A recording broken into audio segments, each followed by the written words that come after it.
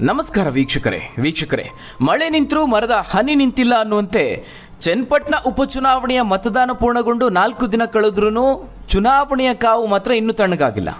ಸದ್ಯ ಫಲಿತಾಂಶದ ಕುರಿತಾಗಿ ಭಾರಿ ಲೆಕ್ಕಾಚಾರ ನಡೀತಾ ಇದೆ. ಕುತೂಹಲ ಕೆರಳಿಸಿರುವಂತಹ ಈ ಒಂದು ಅಖಾಡದಲ್ಲಿ ಗೆಲುವಿನ ರುಚಿ ಕಾಣೋದು ಯಾರು, ಸೋತು ಸುಣ್ಣ ಆಗೋದು ಯಾರು ಅನ್ನೋದ್ರ ಬಗ್ಗೆ ಭಾರಿ ಚರ್ಚೆ ನಡೀತಾ ಇದೆ. ಒಂದ್ ಕಡೆ ಭರ್ಜರಿಯಾದ ಬೆಟ್ಟಿಂಗ್ ನಡೀತಾ ಇದೆ. 50-50 ಅನ್ನೋ ರೀತಿಯಲ್ಲಿ ಯೋಗೇಶ್ವರ್ ಅವರ ಪರ, ನಿಖಿಲ್ ಕುಮಾರಸ್ವಾಮಿ ಅವರ ಪರ ಭರ್ಜರಿಯಾದ ಬೆಟ್ಟಿಂಗ್ ನಡೀತಾ ಇದೆ. ಕೇವಲ ಚನ್ನಪಟ್ಟಣದಲ್ಲಿ ಮಾತ್ರ ಅಲ್ಲ, ರಾಜ್ಯದೆಲ್ಲೆಡೆ ಚುನಾವಣೆ ಕುರಿತಾಗಿ ಆಸಕ್ತಿ ಹೊಂದಿರೋರು ಬಾಜಿನಲ್ಲಿ ಬ್ಯುಸಿ ಆಗಿದ್ದಾರೆ. ಮತ್ತೊಂದು ಕಡೆ ನಂಬರ್ ಲೆಕ್ಕಾಚಾರವು ಭರ್ಜರಿಯಾಗಿ ನಡೀತಾ ಇದೆ. ಈಗಾಗಲೇ ಅಭ್ಯರ್ಥಿಗಳು ದೇವರ ಮೊರೆ ಹೋಗಿದ್ದಾರೆ, ಟೆಂಪಲ್ ರನ್ ಮಾಡ್ತಿದ್ದಾರೆ. ಇದೆಲ್ಲದರ ನಡುವೆ ಈ ಚುನಾವಣೆಯ ಫಲಿತಾಂಶದ ಕುರಿತಾಗಿ ಭವಿಷ್ಯ ನುಡಿಯೋರ ಸಂಖ್ಯೆ ಹೆಚ್ಚಾಗಿದೆ.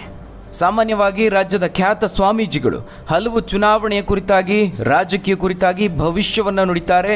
ಸದ್ಯ ರಾಜ್ಯದಲ್ಲಿ ಉಪಚುನಾವಣೆಯ ರಂಗೇರಿರೋದ್ರಿಂದ, ಅದರಲ್ಲೂ ಚನ್ನಪಟ್ಟಣದ ಫಲಿತಾಂಶ ತೀವ್ರ ಕುತೂಹಲ ಮೂಡಿಸಿರೋದ್ರಿಂದ ಹಲವು ಜ್ಯೋತಿಷಿಗಳು, ಸ್ವಾಮೀಜಿಗಳು ಭವಿಷ್ಯವನ್ನ ನುಡಿದಿದ್ದಾರೆ. ಅದೇ ರೀತಿಯಲ್ಲಿ ರಾಜ್ಯದ ಮತ್ತೋರ್ವ ಗುರೂಜಿಯೋರ್ವರು ಚನ್ನಪಟ್ಟಣ ಉಪಚುನಾವಣೆಯ ಫಲಿತಾಂಶದ ಬಗ್ಗೆ ಒಂದು ಸ್ಫೋಟಕ ಭವಿಷ್ಯವನ್ನ ನುಡಿದಿದ್ದಾರೆ.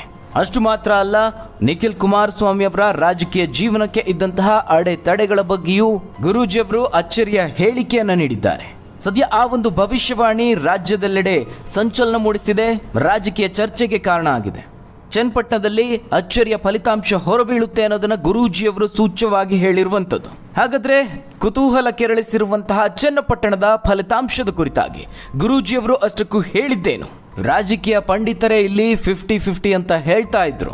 ಗುರೂಜಿಯವರು ಯಾರ ಗೆಲುವಿನ ಬಗ್ಗೆ ಭವಿಷ್ಯವನ್ನ ನುಡಿದಿದ್ದಾರೆ? ವಿಜಯಲಕ್ಷ್ಮಿ ಯಾವ ಅಭ್ಯರ್ಥಿಯ ಕಡೆ ವಾಲುತ್ತೆ? ಗೆಲುವಿನ ನಗೆ ಬೀರೋದು ಯಾರು, ಸೋಲಿನ ರುಚಿ ಕಾಣೋದು ಯಾರು? ಸಿಪಿ ಯೋಗೇಶ್ವರ, ನಿಖಿಲ್ ಕುಮಾರಸ್ವಾಮಿನ? ಅಷ್ಟಕ್ಕೂ ಏನ್ ಹೇಳಿದ್ದಾರೆ ಗುರೂಜಿ, ನೋಡೋಣ. ವೀಕ್ಷಕರೇ, ರಾಜ್ಯ ರಾಜಕೀಯದಲ್ಲಿ ಉಪಚುನಾವಣೆಯ ಬೆನ್ನಲ್ಲೇ ರಾಜಕೀಯ ಕೆಸರೆರಚಾಟ ನಡೀತಾ ಇದೆ. ಚನ್ನಪಟ್ಟಣದ ಪ್ರಚಾರದ ಸಂದರ್ಭದಲ್ಲಿ ಬಣ್ಣದ ನಿಂದನೆಯಿಂದ ಶುರುವಾದಂತಹ ಈ ಒಂದು ಕೆಸರೆರಚಾಟ ರಾಜಕೀಯ ಹಗ್ಗ ಜಗ್ಗಾಟಕ್ಕೆ ಕಾರಣ ಆಗಿದೆ. ಉಪಚುನಾವಣೆ ಏನೋ ಮುಗಿದಿದೆ, ಫಲಿತಾಂಶ ಪ್ರಕಟವೊಂದೇ ಈಗ ಬಾಕಿ ಇರುವಂಥದ್ದು. ಒಂದು ಕಡೆ ರಾಜಕೀಯ ಕುರಿತಾಗಿ, ಚನ್ನಪಟ್ಟಣದ ಫಲಿತಾಂಶದ ಕುರಿತಾಗಿ ಗುರೂಜಿಯವರು ಭವಿಷ್ಯವನ್ನ ನುಡಿತಿದ್ರೆ, ಮತ್ತೊಂದು ಕಡೆ ಅಭ್ಯರ್ಥಿಗಳು ನಂಬರ್ ಮೊರೆ ಹೋಗಿದ್ದಾರೆ.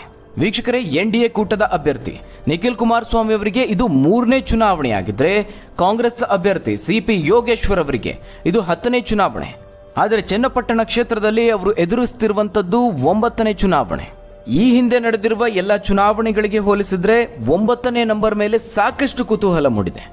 ಅವರ ಮೊದಲ ಚುನಾವಣೆಯಿಂದ ಹಿಡಿದು ಅವರ ಸೋಲು ಗೆಲುವಿನ ಲೆಕ್ಕಾಚಾರದಲ್ಲಿಯೂ ಈ ನಂಬರ್ 9 ಸಾಕಷ್ಟು ಪ್ರಭಾವ ಬೀರಿತ್ತು.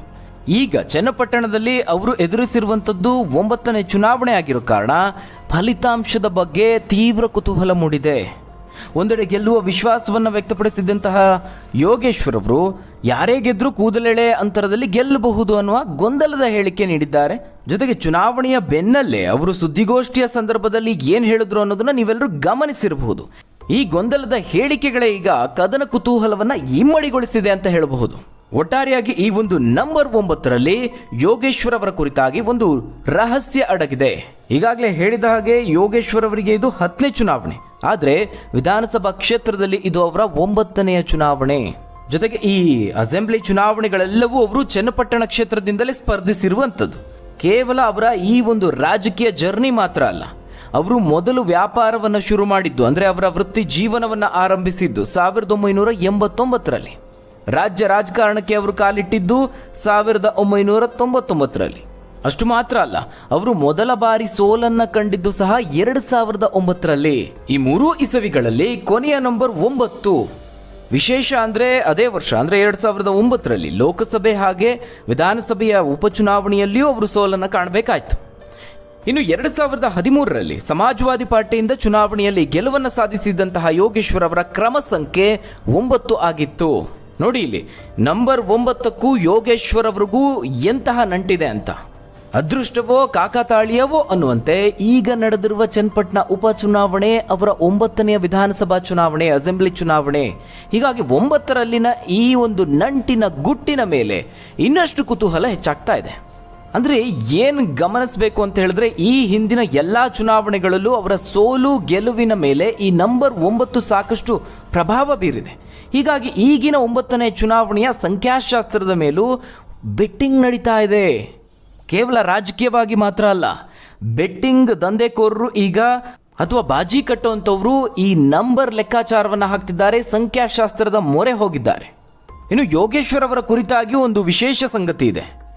ಯೋಗೇಶ್ವರ್ ಅವರಿಗೆ ಕುದುರೆ ಅದೃಷ್ಟದ ಪ್ರಾಣಿ ಅಂತೆ. ಹೀಗಾಗಿ ಅವರ ಕಾರಿನ ಮೇಲೂ ಸಹ ಕುದುರೆಯ ಚಿಹ್ನೆ ಇದೆ. ಈ ಒಂದು ಚುನಾವಣೆಯ ಮತದಾನದ ಸಂದರ್ಭದಲ್ಲಿ ತಮ್ಮ ಹಕ್ಕನ್ನು ಚಲಾಯಿಸೋದಕ್ಕೆ ಅವರು ಸ್ವಗ್ರಾಮ ಚಕ್ಕರೆಗೆ ಬಂದಿದ್ರು. ಆಗ ಅವರು ಬಂದಿದ್ದಂತಹ ಕಾರಿನ ಮೇಲೆ ಕುದುರೆ ಚಿಹ್ನೆ ಇತ್ತು. ಅದರಲ್ಲೇನು ವಿಶೇಷ ಅಂತ ನೀವು ಕೇಳ್ಬೋದು. ಕೇವಲ ಕಾರಿನ ಮೇಲೆ ಮಾತ್ರ ಅಲ್ಲ, ಅವರು ಧರಿಸಿದ್ದಂತಹ ಶರ್ಟಿನ ಮೇಲೂ ಕುದುರೆ ಚಿಹ್ನೆ ಕಾಣಿಸ್ಕೊಂಡಿದ್ದು ವಿಶೇಷ ಅಂತ ಹೇಳ್ಬೋದು. ಅಷ್ಟು ಮಾತ್ರ ಅಲ್ಲ, ಯೋಗೇಶ್ವರ್ ಅವರು ಚನ್ನಪಟ್ಟಣದಲ್ಲಿಯೂ ಕುದುರೆ ಫಾರಂ ಅನ್ನು ಹೊಂದಿದ್ದಾರೆ. ಇದು ಸಹ ಮತ್ತೊಂದು ವಿಶೇಷ ಸಂಗತಿ. ಇನ್ನು ವೀಕ್ಷಕರೇ, ನಿಖಿಲ್ ಕುಮಾರಸ್ವಾಮಿ ಅವರ ವಿಚಾರಕ್ಕೆ ಬಂದರೆ, ಈ ಒಂದು ಚುನಾವಣೆ ಅವರಿಗೆ ಮಾಡು ಇಲ್ಲವೇ ಮಡಿ ಎನ್ನುವಂತಾಗಿದೆ. 3ಕ್ಕೆ ಮುಕ್ತಾಯ ಅನ್ನುವಂತೆ ನಿಖಿಲ್ ಕುಮಾರಸ್ವಾಮಿ ಅವ್ರಿಗೂ ಈ ಚನ್ನಪಟ್ಟಣ ಚುನಾವಣೆ ಅಗ್ನಿ ಪರೀಕ್ಷೆ ಅಂತ ಹೇಳಬಹುದು. 2013ರಲ್ಲೇ ನಿಖಿಲ್ ಅವರನ್ನ ಈ ಚನ್ನಪಟ್ಟಣ ಕ್ಷೇತ್ರದಿಂದ ಸಕ್ರಿಯ ರಾಜಕಾರಣಕ್ಕೆ ಕರೆತರಬೇಕು ಅನ್ನುವಂತಹ ಎಲ್ಲ ಪ್ರಯತ್ನಗಳು ನಡೆದಿದ್ವು. ಆದರೆ ಆಗ ನಿಖಿಲ್ ಅವರಿಗೆ 25 ವರ್ಷ ಸಹ ತುಂಬಿರಲಿಲ್ಲ. ಈ ಹಿನ್ನೆಲೆಯಲ್ಲಿ ಚುನಾವಣೆಗೆ ಸ್ಪರ್ಧಿಸೋದಕ್ಕೆ ಸಾಧ್ಯವಾಗಿರಲಿಲ್ಲ. ಆದರೆ ಅವರು ಪಕ್ಷ ಸಂಘಟನೆಯಲ್ಲಿ ಪಾಲ್ಗೊಳ್ತಾ ಇದ್ರು. ಇನ್ನು 2018ರಲ್ಲಿ ಮಂಡ್ಯ ಲೋಕಸಭಾ ಚುನಾವಣೆಯ ಮೂಲಕವಾಗಿ ಚುನಾವಣಾ ರಾಜಕೀಯಕ್ಕೆ ಎಂಟ್ರಿ ಕೊಡ್ತಾರೆ. ಆದರೆ ಸೋಲನ್ನು ಕಾಣಬೇಕಾಯಿತು. ಇನ್ನು 2023ರಲ್ಲೂ ವಿಧಾನಸಭಾ ಚುನಾವಣೆಯಲ್ಲಿ ಸೋಲನ್ನು ಕಂಡಿದ್ರು. ಈಗ ತಮ್ಮ 3ನೇ ಚುನಾವಣೆಯಲ್ಲಿ ಬೊಂಬೆ ನಗರಿಯಲ್ಲಿ ದೊಡ್ಡ ಅಗ್ನಿ ಪರೀಕ್ಷೆಗೆ ಮುಂದಾಗಿದ್ದಾರೆ. ಹೀಗಾಗಿ ಈ ಒಂದು ಫಲಿತಾಂಶ ನಿಖಿಲ್ ಅವರಿಗೆ ನೇರ ಪರಿಣಾಮ ಬೀರುತ್ತೆ.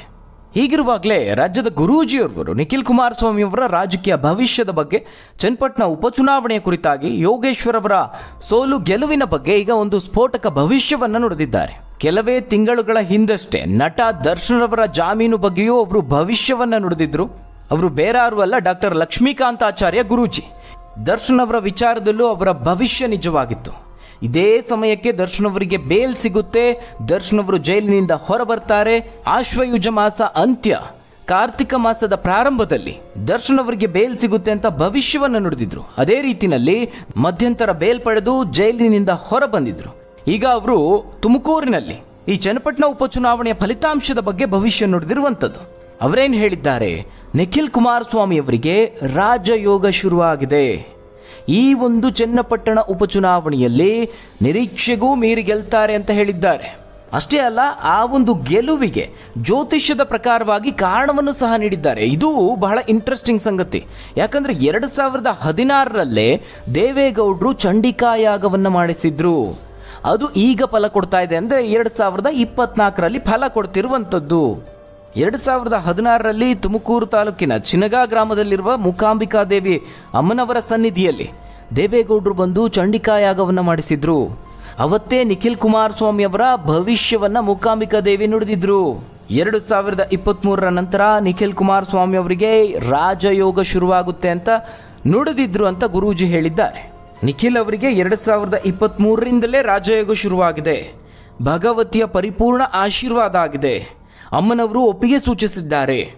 ಮುಂದಿನ ದಿನಗಳಲ್ಲಿ ಅವರಿಗೆ ಆಶೀರ್ವಾದ ಆಗುತ್ತೆ, ಒಳ್ಳೆಯ ಅನುಗ್ರಹ ಆಗುತ್ತೆ, ಜಯಶೀಲರಾಗುವಂತಹ ಎಲ್ಲ ರೀತಿಯ ಅನುಗ್ರಹವನ್ನು ಅಮ್ಮನವರು ಮಾಡಿಕೊಟ್ಟಿದ್ದಾರೆ ಅಂತ ಗುರೂಜಿಯವರು ತಿಳಿಸಿದ್ದಾರೆ. ಇಲ್ಲಿ ಗುರೂಜಿ ಹೇಳಿರುವಂಥದ್ದು ಕೇವಲ ಗೆಲುವು ಮಾತ್ರ ಅಂತ ಅಲ್ಲ, ನಿರೀಕ್ಷೆಗೂ ಮೀರಿದ ಗೆಲುವು ಅಂತ. ಇದು ಹೇಗೆ ಅನ್ನೋದು ಸಹ ಒಂದು ಕುತೂಹಲ ಮೂಡಿಸಿರುವಂತಹ ವಿಚಾರ. ಈ ವಿಚಾರದಲ್ಲಿ ಗುರೂಜಿ ಏನು ಹೇಳಿದ್ದಾರೆ? ಈ ಬಾರಿ ಅಮ್ಮನವರ ಆಶೀರ್ವಾದ ಆಗಿರೋದ್ರಿಂದ ಖಂಡಿತವಾಗ್ಲೂ ಗೆಲುವು ಖಚಿತ. ಅದು ಮಾತ್ರ ಅಲ್ಲ, ಚುನಾವಣೆಯ ಫಲಿತಾಂಶದಲ್ಲಿ ಗೆಲುವಿನ ಅಂತರ ನಿರೀಕ್ಷೆಗೂ ಮೀರಿ ಬರುತ್ತೆ ಅಂತ ಅಮ್ಮನವರು ಸೂಚಿಸಿದ್ದಾರೆ. ಯಾಕಂದರೆ ಚಂಡಿಕಾ ಯಾಗದಲ್ಲಿ ಅಷ್ಟೊಂದು ರೀತಿಯಾದ ವಿಶೇಷತೆಗಳು ಇರುತ್ತೆ. ಯಾರು ಈ ಅನುಷ್ಠಾನವನ್ನು ಮಾಡಿ ವಿಶೇಷವಾಗಿ ದೇವಿಗೆ ಪೂಜೆಯನ್ನು ಸಲ್ಲಿಸ್ತಾರೋ ಅವರಿಗೆ ಪರಿಪೂರ್ಣವಾದ ಆಶೀರ್ವಾದ ಪ್ರಾಪ್ತಿಯಾಗುತ್ತೆ. ಮಹಾಲಕ್ಷ್ಮಿ, ಮಹಾಕಾಳಿ, ಮಹಾಸರಸ್ವತಿಯ ಸ್ವರೂಪಿಣಿಯಾಗಿರುವಂತಹ ಅಮ್ಮನವರ ಆಶೀರ್ವಾದ ಆಗಿರೋದ್ರಿಂದ ಖಂಡಿತವಾಗಿ ಅವರ ಕುಟುಂಬಕ್ಕೆ ಒಳ್ಳೆಯ ಅನುಗ್ರಹ ಆಗುತ್ತೆ. ಅವರ ಮುಂದಿನ ಜೀವನವೂ ಸಹ ಸುಗಮವಾಗಿರುತ್ತೆ. ಹಿಂದಿನ ನೋವುಗಳನ್ನು ಮರೆಸಿ ಮುಂದಿನ ಜೀವನ ಸುಖಮಯವಾಗಿರುತ್ತೆ ಅಂತ ಗುರೂಜಿ ಹೇಳಿದ್ದಾರೆ. ಪ್ರತಿಯೊಂದು ಅಧಿಕಾರ ಸಿಗಬೇಕಾದ್ರೆ ರಾಜಯೋಗ ಇರಬೇಕು. ರಾಜಯೋಗ ಇಲ್ಲದೆ ಅಧಿಕಾರ ಸಿಗಲಿಕ್ಕೆ ಸಾಧ್ಯವಿಲ್ಲ. ಅಮ್ಮನವರ ಆಶೀರ್ವಾದದಿಂದ ಈಗ ನಿಖಿಲ್ ಅವರಿಗೆ ರಾಜಯೋಗ ಸಿಕ್ಕಿದೆ. ಉನ್ನತ ಅಧಿಕಾರಗಳನ್ನು ಅನುಭವಿಸುವಂತಹ ಅನುಗ್ರಹ ಪ್ರಾಪ್ತಿಯಾಗುತ್ತೆ. ಈ ಹಿಂದೆ 2 ಚುನಾವಣೆಯಲ್ಲೂ ಅಮ್ಮನವರು ಹೇಳಿದ್ರು ನಿಮಗೆ ಹಿನ್ನಡೆಯಾಗುತ್ತೆ, 2023ರ ನಂತರ ಮಾತ್ರ ಒಳ್ಳೆಯದಾಗುತ್ತೆ ಅಂತ ಸೂಚಿಸಿದ್ರು. ಅದೇ ಪ್ರಕಾರವಾಗಿ ಈ ಒಂದು ಯೋಗ ಪ್ರಾರಂಭ ಆಗಿದೆ ಅಂತ ಗುರೂಜಿ ಹೇಳಿದ್ದಾರೆ. ಈ ಹಿಂದೆ ಇದೇ ರೀತಿಯಾಗಿ ಸಾಕಷ್ಟು ಬಾರಿ ಭವಿಷ್ಯವನ್ನು ನುಡಿದಿದ್ರು, ಅದು ನಿಜವಾಗಿತ್ತು. ಈಗ ನಿಖಿಲ್ ಕುಮಾರಸ್ವಾಮಿ ಅವರ ವಿಷಯದಲ್ಲಿ ಈ ಒಂದು ಭವಿಷ್ಯ ನಿಜವಾಗುತ್ತಾ ಕಾದು ನೋಡಬೇಕಾಗಿದೆ. ಹಾಗಾದ್ರೆ ವೀಕ್ಷಕರೇ, ನಿಮ್ಮ ಪ್ರಕಾರ ಚನ್ನಪಟ್ಟಣದಲ್ಲಿ ಯಾರು ಗೆಲುವನ್ನು ಸಾಧಿಸ್ತಾರೆ? ನಿಖಿಲ್ ಕುಮಾರಸ್ವಾಮಿನ, CP ಯೋಗೇಶ್ವರ? ತಪ್ಪದೆ ನಿಮ್ಮ ಅನಿಸಿಕೆ ಅಭಿಪ್ರಾಯವನ್ನು ಕಮೆಂಟ್ ಮೂಲಕವಾಗಿ ತಿಳಿಸಿ. ಧನ್ಯವಾದಗಳು ವೀಕ್ಷಕರೇ.